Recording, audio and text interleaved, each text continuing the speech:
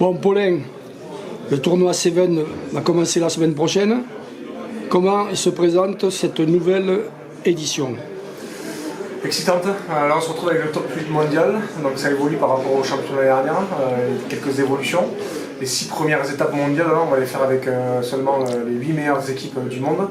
Donc le niveau va être vachement relevé, ça va être très intense sur chaque match. Mais on s'est préparé en conséquence, on a beaucoup d'énergie, il y a un second souffle là qui est en train d'apparaître. Donc c'est envie de voir comment ça va se passer à Dubaï. Alors à Dubaï, c'est la même formule que les autres années, c'est d'abord en poule, 4 équipes ou pas? C'est toujours la même formule. Alors qui c'est que... Le tournoi est toujours fichu de la même manière, mais là il va y avoir que 8 équipes, donc c'est 2 poules de 4. Et les 2 meilleures équipes se qualifient, les 2 premières équipes se qualifient pour les demi et la finale le dimanche. Donc Dubaï, tu sais déjà dans quelle poule vous êtes avec qui? Avec les Fidji, l'Afrique du Sud et l'Argentine. Ah, c'est chaud.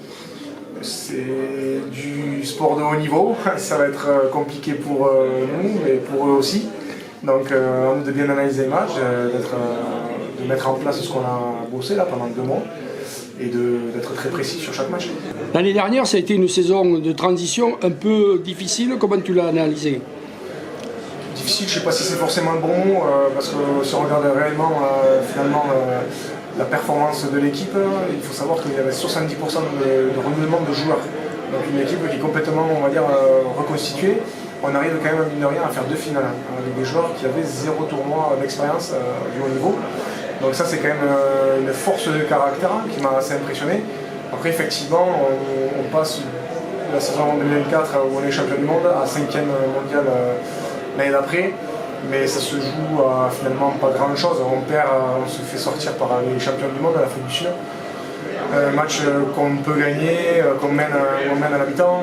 Donc c'est quand même une saison effectivement pas positive, mais qui n'est pas négative, qui est encourageante. Et donc on espère avoir ce second souffle, ce rebond pour faire mieux que la saison passée. Et il y a aussi un tournoi final comme les autres années, et c'est où? Non, ça évolue un petit peu, il n'y a plus de tournoi final, là ça va se jouer sur les 3 dernières étapes mondiales. On appelle ça les championships, sur Hong Kong, Valladolid et Bordeaux. Voilà, au cumul des points de ces 3 tournois, il y aura le champion du monde. Donc par contre, tout pourrait se jouer potentiellement à Bordeaux s'il y a des égalités au classement.